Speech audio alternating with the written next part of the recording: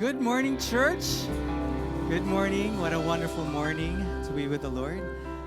We are His Life Los Angeles. We are the church that loves God, makes disciples, and impact our world. We offer different age group of child services from 0 to 2, 3 to 5, and 6 to 11. And we also have wildfire ministry for our teenagers at the annex. It starts at 11. Please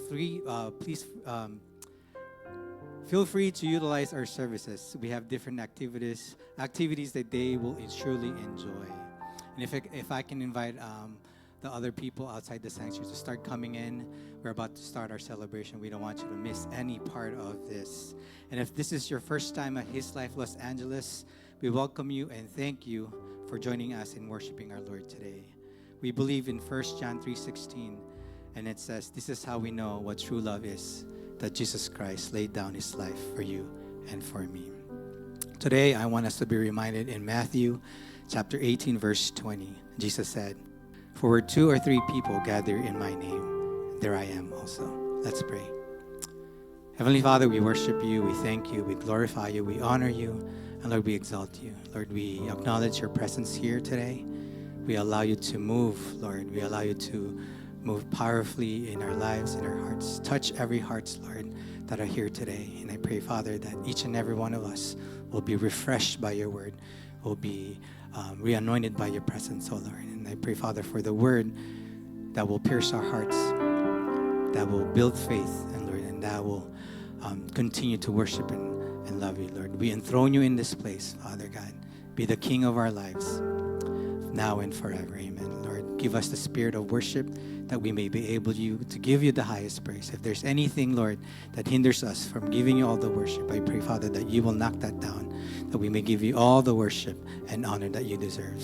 This we ask in Jesus' name. Amen and amen. Amen. Let's all stand and worship our God.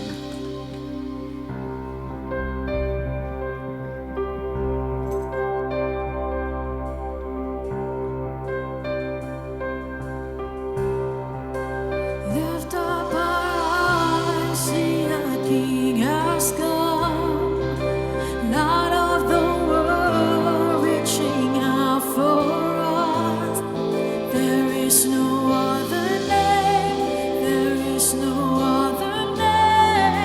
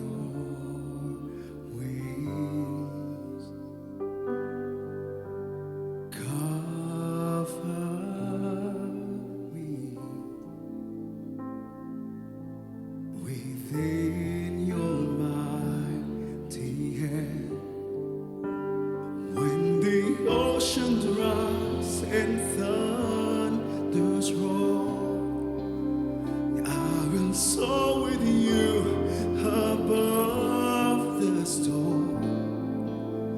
Father, you are king over the flood. I will be still, know you are God.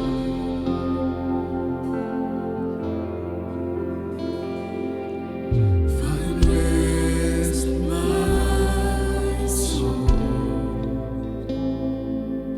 in Christ alone. Know His love in quietness and trust. When the oceans rise and thunders roar, I will soar with you above the storm. Father, you are king over the flood. I will be still, know you are God. When the oceans rise and thunders roar, I will soar with you above the storm. Father, you are king over the flood. I will be still, know you are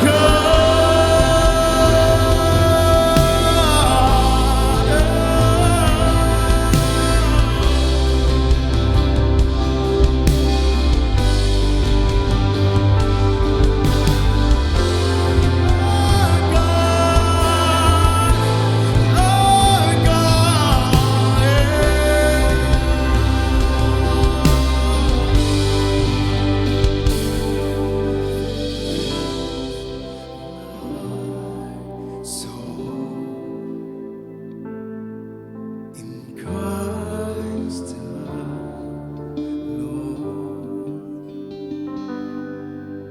Know His power in quietness and trust. When the oceans rise and thunders roar, I will soar with you above the storm. Father, you are king over the flood.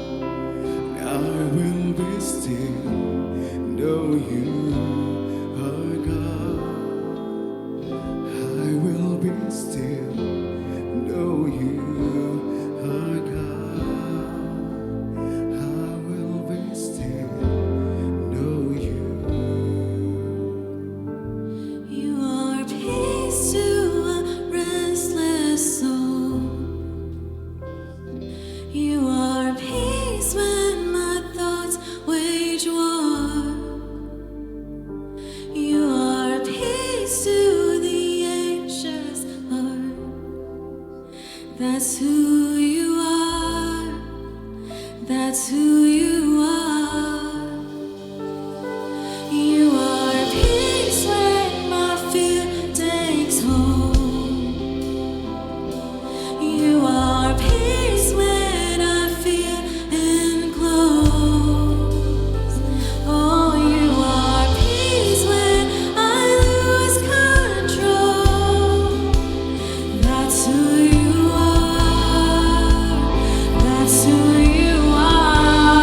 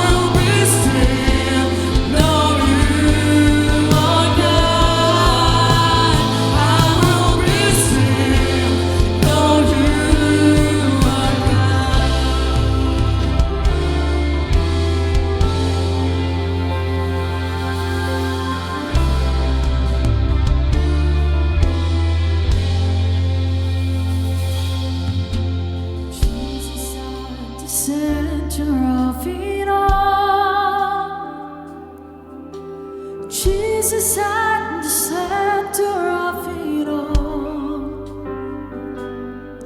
From beginning to the end, He will always be. It's always been you, Jesus. Jesus. Jesus at the center of it all. Jesus at the center of it all. From beginning to the end, He will always be. It's always been you, Jesus. Jesus, nothing else matters. Nothing in this world will do. Oh, Jesus, Jesus, you're the center. Everything revolves around you.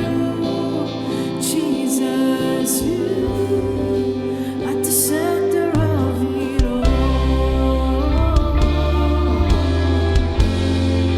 At the center of it all.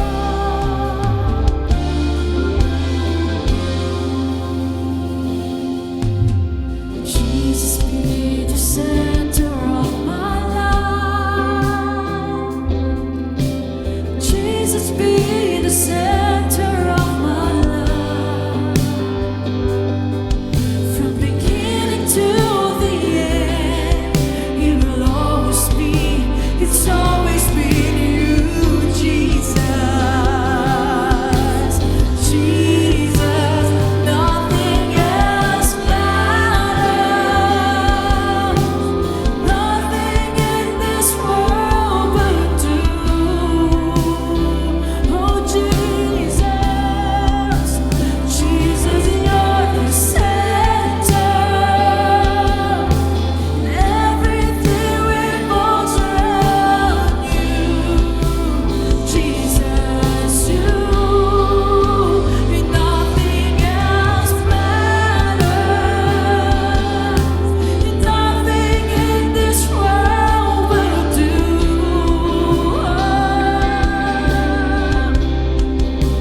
Jesus, you're the center.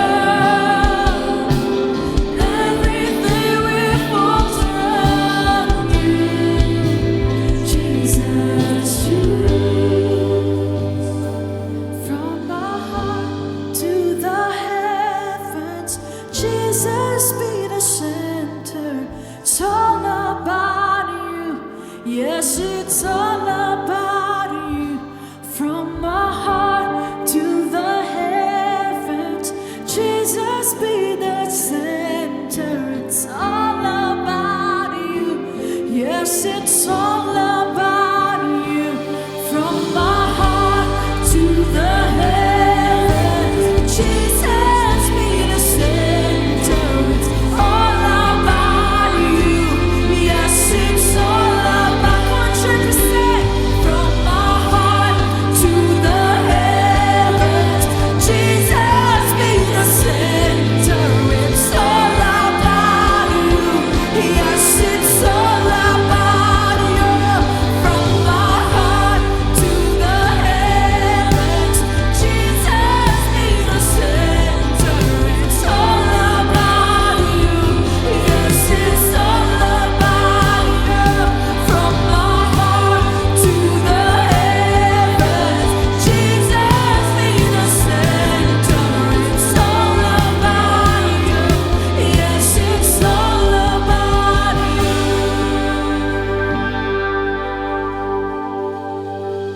Jesus, be the center of your church. Jesus, be the center of your church.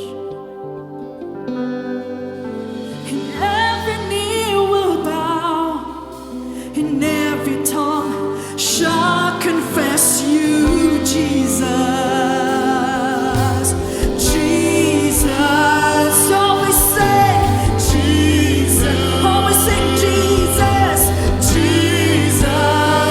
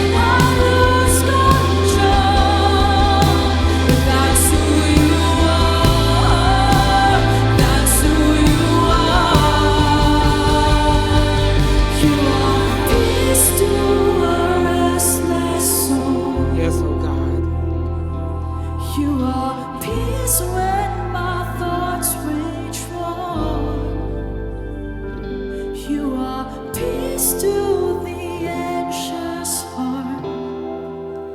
That's who you are. That's who you are. You are peace when my fear takes hold. You are peace when I'm feeling close. You are peace when I lose control. That's who you are. That's who you are. That's who you are. That's who you are.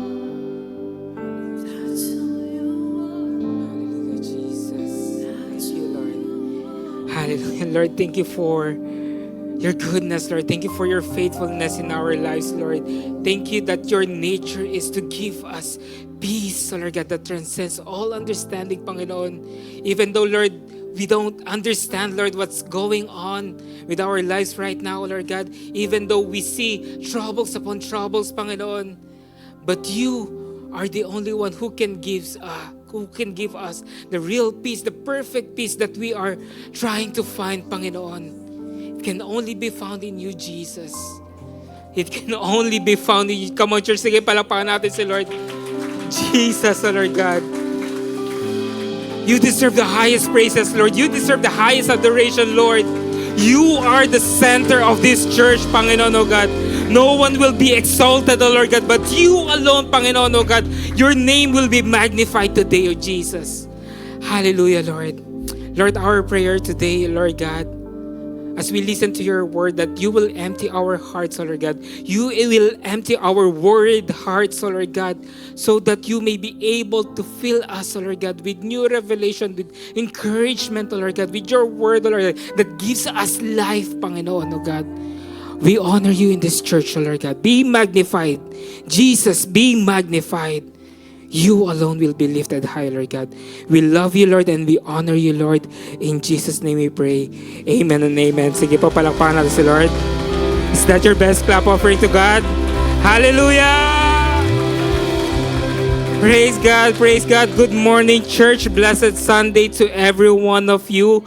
Welcome home. Amen, amen. Welcome to His Life, Los Angeles. We are the church that loves God, makes disciples, and impacts our world. Amen. Before you take the comfort of your seat, can you tell your neighbor that I am so glad that you are here today? Amen, amen. Hallelujah, praise God. You know, I'm not gonna go around the circle anymore, and I just want to go straight to the word. Amen. Who's excited to hear the word today? Amen, amen. Say, did you know? Did you know that in the medical field, almost every known disease has stress listed as one of the most common risk factors to getting sick? Malaking contribution daw po yung pagiging stress sa buhay. Amen? And as of 2023, nearly half of Americans, amen, 49% of adults in America are stressed. Ang dami pong stress po sa Amerika. Amen? Pakitignan niya po yung katabi niyo kung mukha silang stress. O baka sila yung kinai-stressan niyo po. Wag naman po sana. Amen. And can you guess what is the number one cause of stress? Worries. Praise God po, wala po sumagot na spouse, no? Amen. They are blessings. Amen. They are blessings. Hindi po sila stress. Most of the stress are work-related. Amen. And why is it important for us to talk about this topic in a church setting? Amen. You know, research shows that chronic stress is linked to other conditions, both physical and psychological conditions. These include diseases such as heart disease. Sadly, there are people who had heart attacks at their workplace habang nagtatrabaho po sila. And we can, see some videos from social media, no? Na even in traffic jams, right? Kapag traffic, may mga nakikita silang bigla na lang nagkakaroon ng heart attack. Right? What else? Hypertension, obesity. Aray ko po. Sakit. And, some metabolic syndrome. Amen? Diabetes, insomnia, gout, arthritis, lahat po yan. The list goes on. May contributing factor po yung stress. Agree? Amen. Amen. There's a lot of negative effects of prolonged exposure to stress in our lives. So let me ask you this, church, who wants to be free from stress? Amen. Amen. Yung makakalaya ka sa stress at makakahinga ka ng maluwag. Amen.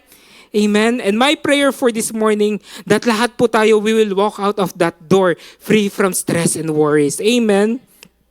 So first, let's try to define stress. What is stress? Stress isn't technically disease. Hindi po siya sakit. Amen. Although it can have a lasting effect on an individual's health. Rather, stress, it is a response. Kuha po natin, specifically, it is one of mental and emotional reaction to an external stressor. Pakitignan niyo po nga yung katabi niyo kung yan po yung external stressor niyo. Wag naman po din. So for example po, no, you got home from work, you are tired, na-stuck ka sa traffic, you are hungry, and you see that wala po nagpindot po ng rice cooker.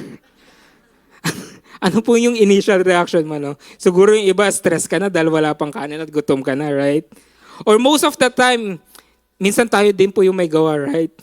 It's our fault why we get stressed din naman. For example, ito classic example po to, no? You try to snooze the alarm. Yan. You are supposed to wake up early so you can take your quiet time with the Lord. Kasi yan po yung pinag-aaral natin for the past couple of weeks. Right? You wanna wake up early in the morning na unahin mo si Lord. And para maaga ka makarating sa work. But then, you snooze. You hit the snooze button on your alarm. The result is, you woke up late. You weren't able to take your quiet time with the Lord. Now you are rushing because the map shows that the traffic is going from orange going to red. So stress ka na ngayon. Right? So stress is a response. Agree? Hindi po siya sakit. It is a body's response. It's an action. That's why if it is an action word, meaning we have a choice to do it or not to do it. Amen? We have an option to be stressed or not to stress about it. Amen? So, stress is an internal response from an external source. Are we following, church? Amen? And it is very interesting that Apostle Paul talked about this in Philippians 4. Yes, stress did not exist in our generation. But way, way, way before. Imagine po, no, si Eva. Binigay niya yung prutas kay Adan. And si Adan talagang enjoy niya yung prutas, no? Isang galing Costco. Sarap eh. No, it's from that tree. You mean that one that God told us not to eat from? Oh no. Siguro po yung stress level ni Adam talagang to the roof. So back then, they are already experiencing stress. So, and Apostle Paul talk about this in Philippians 4 on how we should respond from our external stressor. He gave us biblical and practical reminders on how to respond instead of getting stressed. Gusto po ba natin malaman yan? Amen. So, sabi po sa Philippians 4:6, number 1, be anxious for nothing. Amen. In other translation, sabi doon, do not worry. Amen. Can you tap the person next to you and say to them, do not worry. Amen. What else? Number 2, but in everything, by prayer and supplication. Amen. Maybe the reason why you are stressed about it because you did not pray about it. Amen. Have you prayed about it before you have complained about it? Pinag-pray mo na ba siya bago ka nagreklamo? Amen. Have you prayed about it before mo pinost yan sa social media? Woo! Come on. Are you with me, church? What else? Number 3, Paul encouraged us to give thanks to God by thanksgiving. Amen. Pagpasalamat po tayo. We can choose to thank God even though we are stressed and yet we are still being provided. Amen. Lord, I'm having hard time right now. But praise God, I still have plenty of reason to praise you. Amen. Sige po, palakpakan natin si Lord. And lastly, Paul wants to encourage us to let your request be made known to God. Baka naman po kasi hindi mo naman sinabi din kay Lord. This is how relationship works. Parents knows kung ano yung kailangan ng bata. Amen. But the parent also want to teach the kid how to ask. Amen. That is how relationship works. Amen. Notice that all of these are, intentional actions. Amen. When you get into those stressful situations, these are the things you can choose to do. Amen.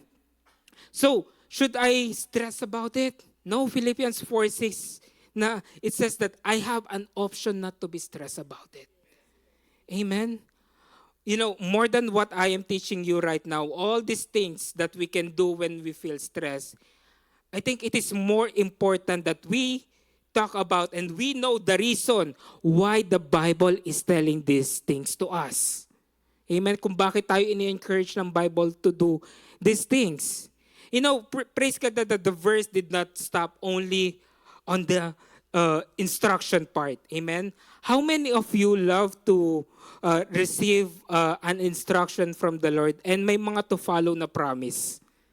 Amen. Kasi ganun po si Lord, no? Hindi lang po puro utos, lagi may pangako. Amen. Amen. And by doing these 4 things, right?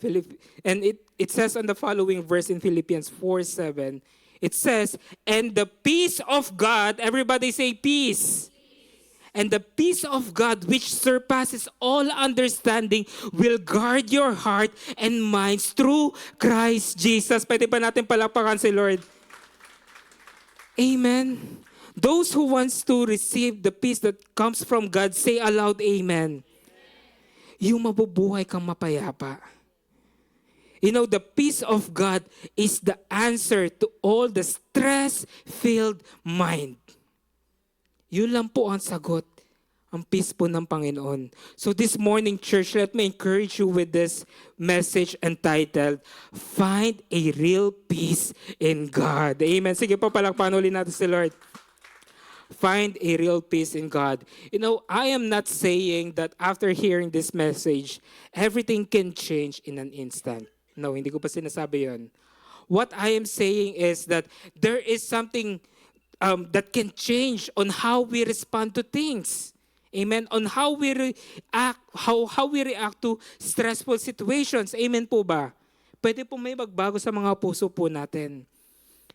Find a real peace in God. It is not how the world defines peace. Amen. You get stressed, you light up a cigarette, Sabi nga ni Pastor for last 2 Sundays ago, di ba? Our body is the temple of the Holy Spirit. Kaya wag po natin daw pausukan. Amen? Or drown it in alcohol. Hindi po manok yung mga katawan natin para pausukan. Or maybe you got stressed. And what you did is, here you go, retail therapy. Yan, Amazon, Shane, Temu. When the credit card bill comes, you get stressed even more kasi dumagdag yung babayaran mo. Amen? You cannot find peace even in any kind of amount of gaming or gambling, addiction, pornography. Because in the end, you will even feel more stress. Amen? And it is clear that we are not talking just about any kind of peace. What we are talking about here is the peace of God through Christ. Amen? Just like the song that we sang earlier, talagang favorite ko po yung Firm Foundation for this year. It says that I got peace that makes no sense. Amen? Because that is how God operates. He doesn't operate on sense. He operates by grace. Amen? Amen? Then people will be curious, why are you still praising God despite of what happened to you? Nagkasakit ka na nga, you still praise God? Ano yun? Ganon po yung tingin po ng mundo eh. People will be curious why you still have the joy that you bring to your workplace even though you have all the same situation, pare-parehas lang kayo. Pero ikaw kalmado ka lang. Amen? Bakit po? Because you have that peace that comes from God living in you. Amen. The peace that we are talking about is a peace that is beyond that we can explain or reason out. Amen. It is far beyond every human experience. And the peace of God is heavenly in nature. Amen.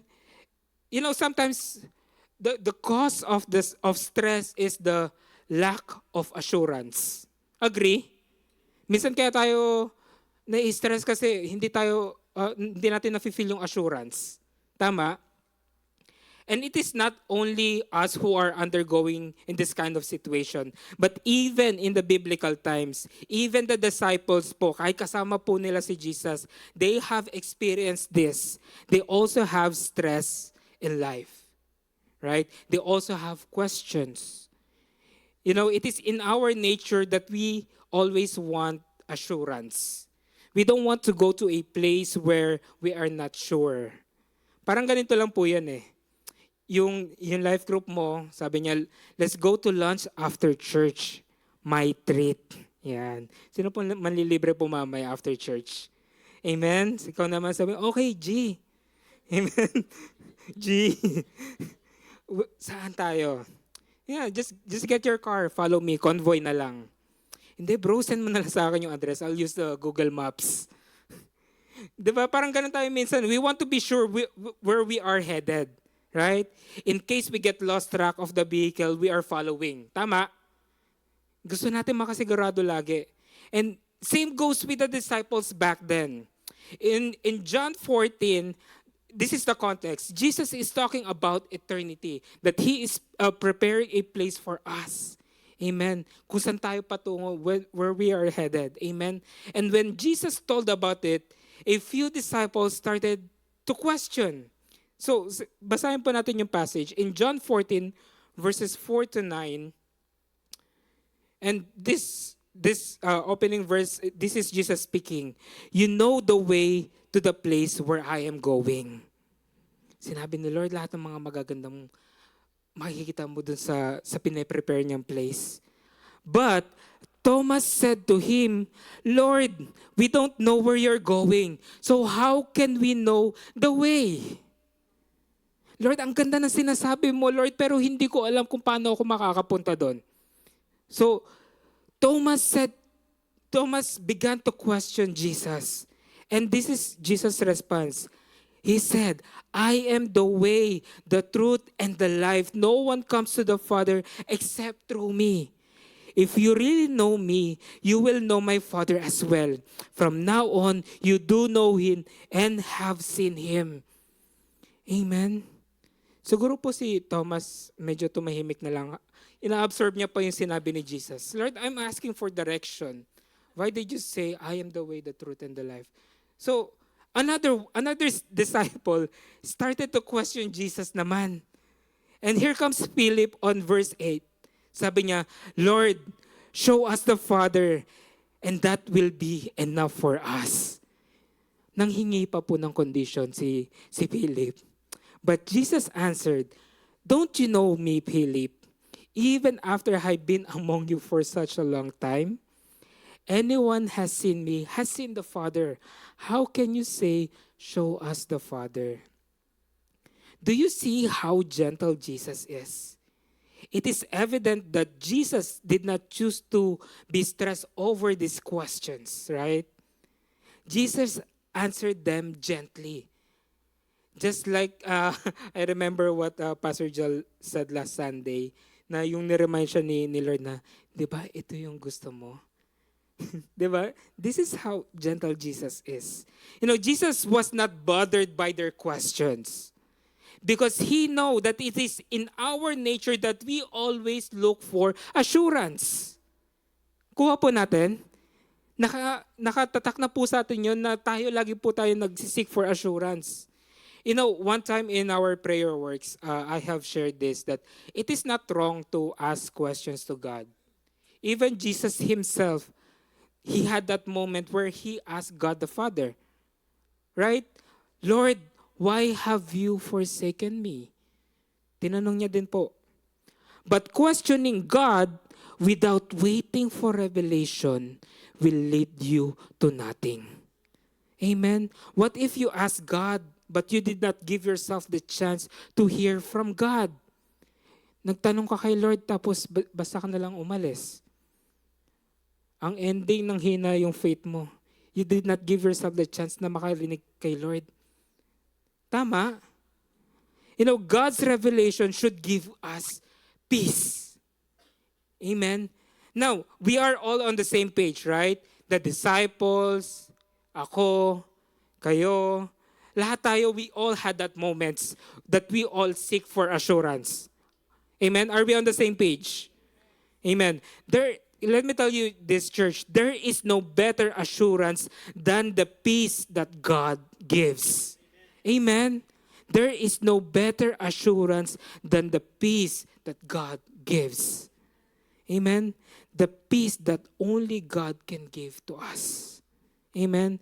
The kind of peace that you can sleep tightly at night knowing that God is in full control. Amen? The kind of peace that even though you lost your job, you lost your business, you have hope that better opportunities are coming. Amen? The kind of peace that even though that you did not get that deal, that you are just, positive na God is preparing something bigger and better for you. Amen. Amen.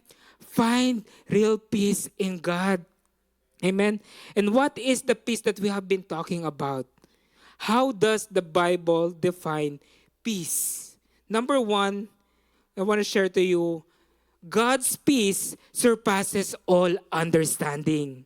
Amen. In Philippians 4 verse 7, it says here, then you will experience God's peace which exceed anything we can understand. Amen. When we say God's peace, it surpasses all understanding. Amen. That is the nature of God's peace. It is not based on explanations. It is not based on logic. Amen. Even though you see in front of you lahat chaotic, lahat trouble, you are not denying its existence, but you are acknowledging that God is bigger than your situations. Amen. Palakpakan natin si Lord. Amen.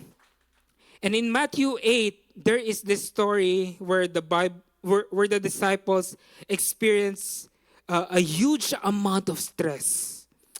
In Matthew 8 verse 23, I want to read you this story. It says here, then he got into the boat with the disciples, followed him. Suddenly, a furious storm came up on the lake. So, kasama po ni Jesus, together with the disciples, they went on the boat, naglayag po sila, amen? And suddenly, meron pong bagyong dumating. Amen? Imagine po nyo siguro yung takot ng mga disciples. I remember this one time, we were hiking in one of the mountains in Utah. I have my wife with me, I have my son, and suddenly, a wild wind talagang yung umihip ng sobrang lakas to the point na iangat mo lang yung isang paa mo, ma-out of balance ka. And it was not just for 5 minutes. It lasted for like an hour until we reached to the bottom of the mountain. Hanggang baba, ang lakas po ng hangin and the storm is approaching. So, yung stress level talaga namin, as in talaga nakakatakot. And imagine niyo, itong mga disciples, no? They were on a lake experiencing the same thing. So let's continue on reading. So that the waves swept over the boat. But Jesus was sleeping. Verse 25, the disciples went and woke him, saying, Lord, save us, we're going to drown. In verse 28, on 26, nagising po si Jesus. And he replied, You of little faith, why are you so afraid? Then he got up and rebuked the winds and the wave, and it was completely calm. Nanatili po yung bagyo. Amen. The men were amazed and asked, What kind of man is this? Even the winds and the waves obey him.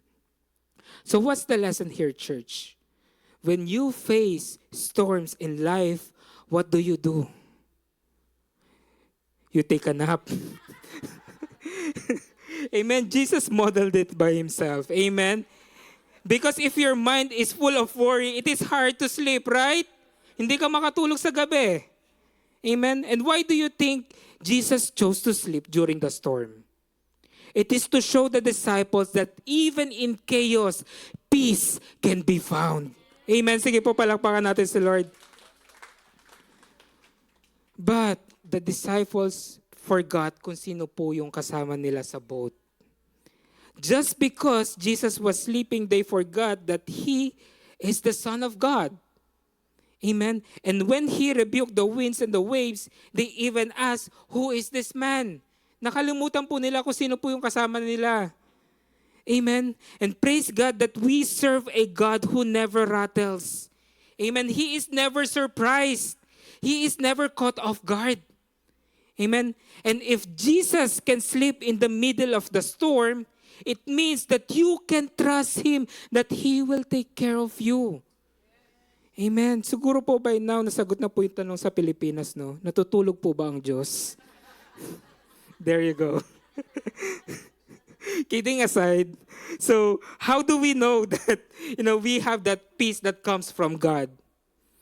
It says, and the peace of God which God gives, the peace here particularly referred to is what is felt when we have no anxious care about the supply of our needs or the status of our safety, and when we go confidently and commit everything to the hands of God.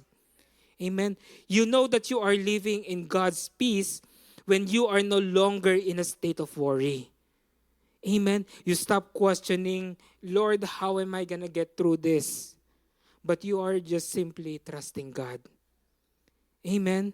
Human nature wants to know. Human nature wants to understand. Amen. Human nature wants to unpack the details. Last week we learned that rest is not about understanding, but trusting in God. Hindi po natin kailangang intindihin lahat ng bagay. Amen. I even like what Pastor Jel said last Sunday. If you know what's coming and the process of it, you think you will be able to sleep at night? Alam mo yung maganda yung pangako ng Panginoon sa iyo eh. Pero kung malalaman mo yung magiging proseso, sa tingin mo makakatulog ka na mapayapa. Amen, di ba? Baka mas mahirapan pa tayo magtiwala lalo kay Lord. Kaya mas maganda lang po na magtiwala. Amen? Number 1, God's peace surpasses all understanding. And number 2 that I want to share to you is God's peace, it helps us to guard our hearts and mind. Amen? I'm gonna give you another story of the disciples kasi po medyo lapitin po talaga sila ng bagyo eh. And this is why I like to watch, the show The Chosen, because it actually portrays real emotion. It's like watching yourself on the screen. Yung kasama mo si Jesus, pero dahil mahilig ka magkape, nervyoso ka. So ganun po yung So in this context, the disciples already know that Jesus can silence the storm. Na-experience na po nila na pinatahimik po ni Lord yung storm. Also, at this time, the disciples just witnessed another miracle, the feeding of the multitudes. Amen? Remember when Jesus multiplied the loaves and the fishes? Amen? So, I want to read to you Matthew 14, verses 22 to 27. It says here, immediately, Jesus made the disciples to get into the boat and go on ahead of him on to the other side while he dismissed the crowd. After he had dismissed them, he went up on the mountain by himself to pray. Saan daw po nagpunta si Jesus? To? Amen. So at this time, pinauna niya yung mga disciples, right? This time, hindi niya kasama si Jesus sa boat. Amen. And later that night, he was there alone. And the boat was already considerably distant from the land, buffeted by the waves because the wind was against it. So malayo na po yung napadpad po nung bangka. So at this time, nung nakikita na po ng mga disciples yung storm, talagang nagpapanik na naman sila. Amen. Kasi siguro nasa isip nila, this time hindi natin kasama si Jesus. Sino magpapakalma ng storm na to? Amen. So at that time talagang they are just mentally and physically drained dahil hindi na nila alam yung gagawin nila. O sinong madaming kinain kanina na tinapay? Bato na natin para hindi tayo lumubog. kasi yan, laglagan na. Kasi po minsan, 'di ba, when we are stressed, we cannot think straight. Tama? There are so many bad decisions made during stressful moments. Agree? Amen. And in verse 25, shortly before dawn, Jesus went out to them walking on the lake. This is the time when Jesus walked on the water. Verse 26, when the disciples saw him walking on the lake, they were terrified. They said, "May multo." They said, and they cried out in fear. But Jesus immediately said to them, "Take courage, it is I. Don't be afraid." Amen. This is the time where Jesus gave them assurance na nandito ako, huwag kayong matakot. Amen. 2 questions. Number 1, why did Jesus walk on water? And number 2, why did he walk and not run? Kasi in trouble na po yung mga disciples niya eh. Right? Jesus walked because he wants to show authority, to show that he can walk above your circumstances. Amen? And Jesus walked and he chose to walk and did not run because again, he is not rattled by any kind of situation. Hindi niya po kailangan magmadali. Hindi po siya nagpapanik. Amen? Imagine niyo po kung si Lord po nagpapanik. Ay, yung anak ko wala nang kakainin bukas. Papayat to. Amen? Hindi po siya nagpapanik. I think what God is telling us right now is, anak, I got you covered. Amen? Amen? There is nothing to fear. Yung mga bagay na kinakatakutan mo, nilalakaran ko lang. Amen? Sige po, palakpakan natin si Lord. Hallelujah. Praise God. You know, the word says, peace shall guard. Amen. Peace shall guard. It means it is actively guarding. It is continuous. Amen. Peace shall guard. It is a verbal paradox for to guard is a warrior's duty. Amen. Peace guards you from the things that you are worrying about. Amen. It pushes away all the concerns of this world. God's peace is continuously guarding you in every season that you are in. Amen. Mahirap man yan or madali. God is guarding you. God's peace is guarding you. Amen. The peace of God guards our heart from where? Number 1, fear. Amen. Number 2, overthinking. Lalo na po yung mga gising po sa madaling araw. Diyan po madalas sa mga nag-overthink. Right? Amen. Hopelessness. It guards our heart from hopelessness. Amen. Despair. Worry. Yung mga warrior dyan. Amen. Palitan po natin na maging prayer warrior. Amen. Na hindi warrior. Amen. All of us experience this, right? But His peace shall guard us from all of these things. Ipagsang tatabi po lahat po ng mga inaalala po natin. Amen. And I just wanna again repeat to you, God's peace, number one, God's peace surpasses all understanding. And number two, God's peace shall guard our heart and mind. And lastly, number three, God's peace can only be received in Jesus Christ. Amen. Notice that the message that we got is not just talking about any kind of peace. Oh, my son is worrying. Here, anak, have some peace. It's not like that. What Jesus was offering was Himself alone. Amen. Therefore, God's peace can only be received in Christ Jesus. Amen. Jesus did not give them anything except Himself. Kuha po natin, siya po mismo yung inoffer niya sa mga disciples. Amen. Jesus did not give them, oh, anak, you're worrying. Okay, here's my credit card. Go use it. Hindi po eh. It was Jesus Himself. Nakukuha po ba natin, church?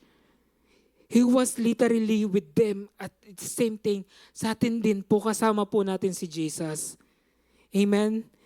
And Philippians 4:7, let's read the last line. Verse 7, then you will experience God's peace, which exceed anything we can understand. His peace will guard your hearts and mind as you live in Christ Jesus. So meaning, real peace can only be attained in Jesus Christ. Amen? Apart from Him, there is no real peace. Amen? Apart from Jesus Christ, peace is temporary. Panandalian lang po. Amen? Yung mga ginagawa po nating mga pampa-relieve ng stress, papamassage ka, or maybe some guys, they're gonna go to, firing range, or axe throwing, or yung, di ba, meron pa minsan yung mga nagbabasag ng pinggan, di ba? Right? Lahat ng yun, panandali ang pang-relieve lang po ng stress. Amen. But with Him, you can be assured that God's got you even until eternity. Amen. Ngayon, bukas, at magpakailanman. Amen. Kanino ba yung kay Charo Santos ba? Melchanko, thank you po. As opposed to some of the false sense of security that the world provides, maybe some, they find their security sa wealth and material possessions. Oh, maybe kapag nabili ko na tong kotseng to, then I'll be at peace. Or maybe, pag nakuha ko na tong bahay na to, then I will be at peace. Ang taas ng interest rates. May mortgage ka every month. Right? When you thought getting rich will make you live in peace, but when they got rich, it became even more chaotic. Right? When you thought, oh, once my business thrive, then, my life will be peaceful. But it pulled you away rather than to be close to Him. Napalayo ka palalo dahil naging busy ka sa negosyo mo. Or maybe, some people, they find their security in power and position. Oh, maybe once I got promoted, maybe that's it. Na-promote ka dahil masyado ka magaling. There was an additional workload. Ayan, bida-bida kasi. Even in your family time, your time with the Lord, tinatawagan ka. Nagka-quiet time ka, yung phone mo nagre-ring. May tumatawag sa'yo, may nag-call in daw kasi. Walang magko-cover. Ngayon, ikaw yung mamomblema. promotion can be a gift from God, but it can also be a curse. Right? So paano po natin malalaman kung yung promotion is galing po kay Lord? Kapag meron po tayong peace sa puso. Yung hindi po natin pinipilit ang gusto po natin. Amen? Sige po, palakpakan po natin si Lord. Or maybe to some, they find their, security on relying on themselves. Right? Or maybe, kaya ko to, tagal ko nang ginagawa to eh. Sanay na ako dito eh. I've been doing this for a long time. The question is, do you have a real peace? Because every time that you do it by yourself, you always end up failing. Maybe it's time for you to try na sama mo si Lord sa lahat ng mga plano mo. Isik mo yung peace niya. Amen? And I'm gonna be ending with this. And there's a sweet passage in the Bible where Jesus talked about peace. In John 14 verse 27, sabi po ni Jesus, "Peace I leave you, my peace I give you. I do not give to you the world gives. Do not let your hearts be troubled and do not be afraid." Hindi po ba ito yung assurance na gusto po nating marinig? Amen? God only wants the best for us. Amen? Is there a parent who does not want good things for their children? Wala naman po, di ba? Lahat po gusto po natin may bigay po sa kanila yung maganda at makakabuti sa kanila. Amen? Ganon din po si Lord. Amen? Even in the storms in life, God is reminding us that He is here with us. The thing with the disciples is that they just saw a miracle. Kakakita lang po nila ng milagro, kaka-experience lang po nila just few hours ago. They saw how Jesus fed the multitude. Amen? But when they got into a storm, all of it nakalimutan po nila. They forgot about it. Instantly, ganun po kabilis. For most of us, we have seen how God works in our lives. Tama po ba? Amen? Na hindi niya tayo pinabayaan. Look at you. You are still here by the grace of God. Malusog pa nga po. Amen? Ngayon pa ba? Ngayon ka pa ba papabayaan ng Panginoon? God is reminding us right now na, anak, I got you. I got you. In Jewish culture, they always greet one another with shalom, right? Which means peace. But whenever they say it twice, like shalom, shalom, it meant perfect peace. The real peace that we are talking about. Amen? And my prayer is that at this very moment, may we completely receive that peace that God is giving us. Amen? Can I invite the worship team? Lalabas po tayong ngayong umagang ito na dala-dala po natin is yung peace na nanggagaling kay Lord. Amen?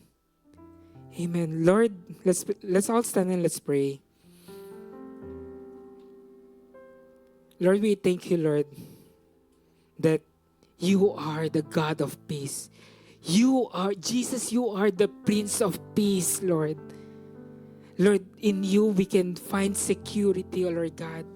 We cannot find security in our retirement plan or in our investments, Lord God, in our jobs, Lord. Everything we have here on earth, they are all temporary. Lord, you alone, Lord, ikaw lang ang natatanging stable, Panginoon, sa mundong ito, Panginoon. You are our firm foundation, Lord God. That is why this morning, Panginoon, we are choosing to build our house in a firm foundation, and that is can only be found in you alone, Panginoon, O God. Lord, even though that we are, Lord, going through, Lord, tough times, Panginoon, troubles after troubles, Panginoon, O God, even though we are facing, Lord, yung mga heartaches, Panginoon, O God, Lord, we know, Lord God, deep in our hearts that you are in full control, O Panginoon. Help us always, O Lord God, to be reminded, O Lord God, that you got us, O Lord God. You got us, Panginoon, O God. Lord, may we be able to find that perfect peace that belongs to you, Panginoon, O God. Let's all worship, church.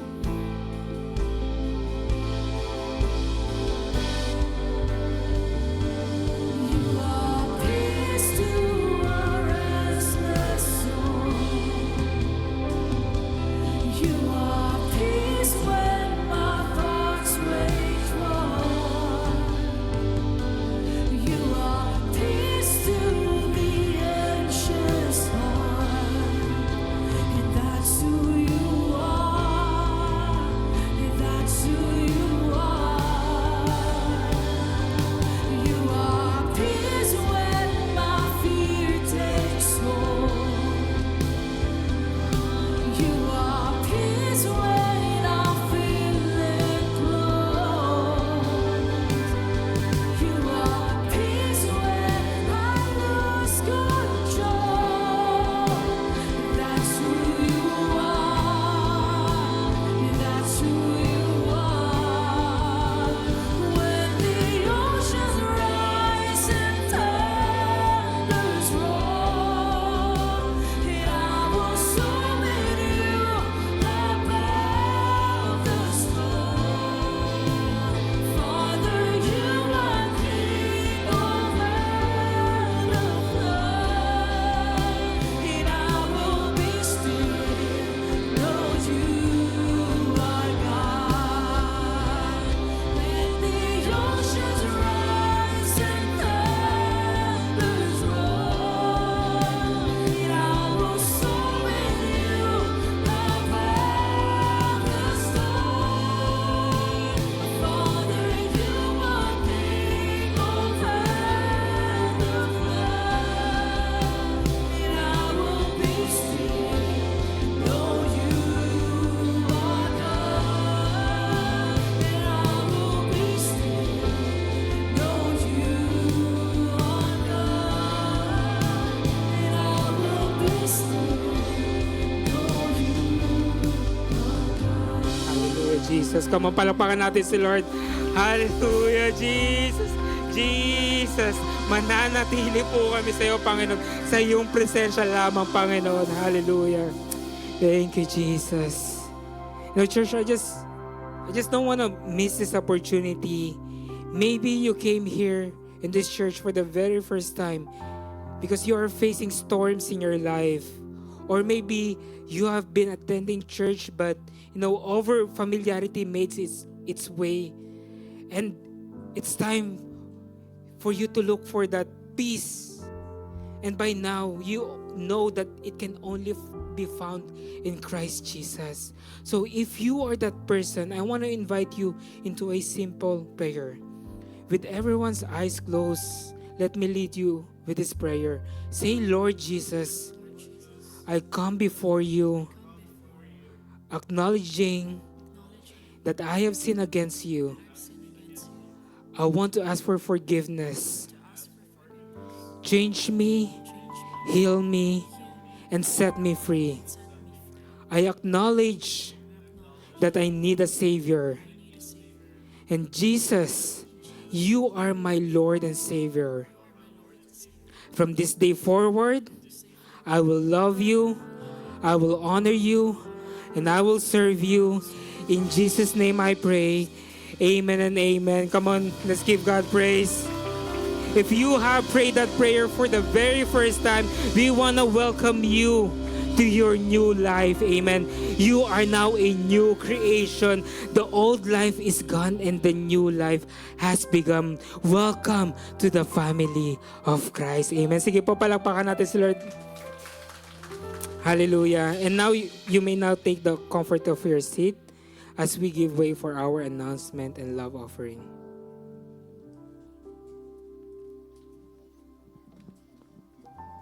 Shalom, shalom. Say with me, shalom, shalom. Perfect peace. Maybe we should try practicing that again as a greeting to one another. Isn't that nice?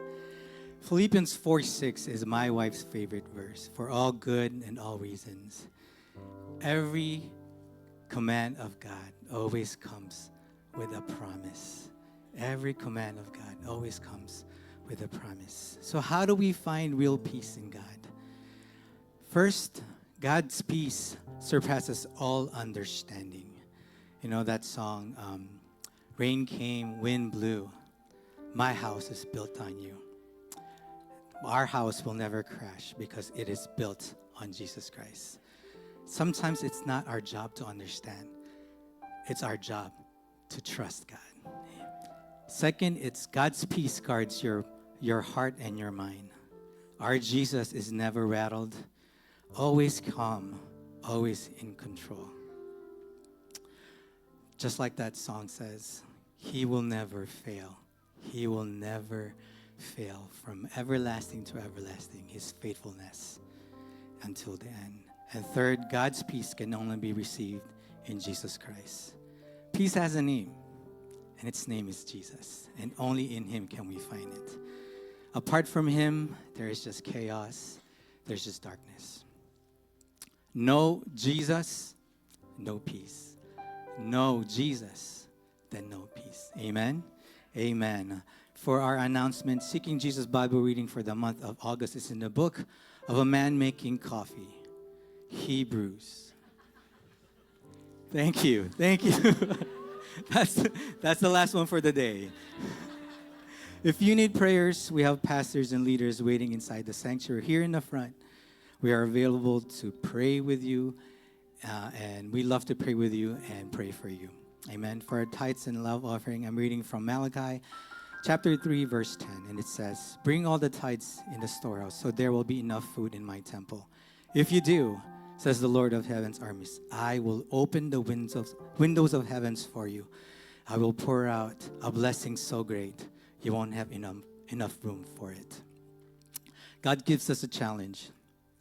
Bring all the tithes into the storehouse, to put me first, to prioritize me.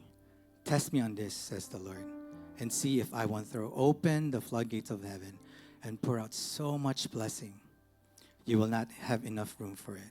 God is saying, I dare you to put me first in every area of your life, including your finances, and see if I don't bless you. Let us pray. Heavenly Father, thank you for this wonderful day, Lord, that we're able to worship you with our hands and with our mouth, Lord, and we're able to worship you through our tithings and our giving. Lord, remind us that everything that we have and everything that we are, it all comes from you. And I pray, Father, that we will put you first in every area of our lives and see how your blessings come pouring into our lives. In every aspect of our lives, you will bless it. That's your promise, and your promise never fails. And Lord, thank you for the peace that only you can give, Lord. It has a name, and its name is Jesus. Lord, I pray that we take you in. As we take peace in, we take Jesus in, and there will be peace that transcends all understanding, because it's you, oh Lord. It's you, oh Lord. Father, we thank you. Father, we bless you. And Father, we honor you. And I pray, Father, that we will just continue to trust in you no matter what. It is not our job to understand. It is our job to trust in you. This we ask in Jesus' name. Amen and amen. For our tithes and offering, you can ways to give. Our post is in the back, and there's a black box at the back. Thank you, and God bless.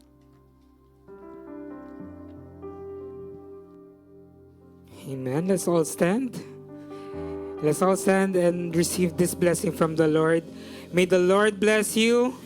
May the Lord keep you. May the Lord make His face shine upon you. May the Lord give you perfect peace. In the name of the Father, and of the Son, and of the Holy Spirit. And everybody will say amen and amen. God bless you, church, and see you all next Sunday.